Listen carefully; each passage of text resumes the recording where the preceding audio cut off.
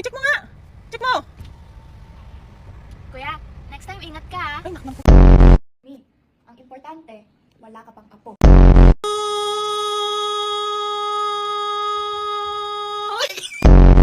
Wala po si Mami dito, matatagalan pa po siya bumalik. Sabi niya. Pasok ng Wednesday? Di maganda yung ganun. Sipag mo naman anak, ayaw mo nang nawawala ng pasok. Hindi ganun. Dapat, pag walang pasok ng Wednesday, idire-diretso na nila hanggang Friday. Saan tayo pupunta anak? Boracay. Ay, ano Boracay? Sa Japan tayo pupunta. Sa Japan tayo pupunta. Sa Japan? Japan. Bakit mga two-piece? Pagdating mo ng school, anong unang gagawin? Puntahan ng bus number. O, pag nahanap mo yung bus number mo, papasok ka na ngayon sa bus. Anong unang hahanapin mo pagpasok sa bus? Pogi. Di bali nang hindi maganda ang turo. Basta, ang mahalaga, maganda ako.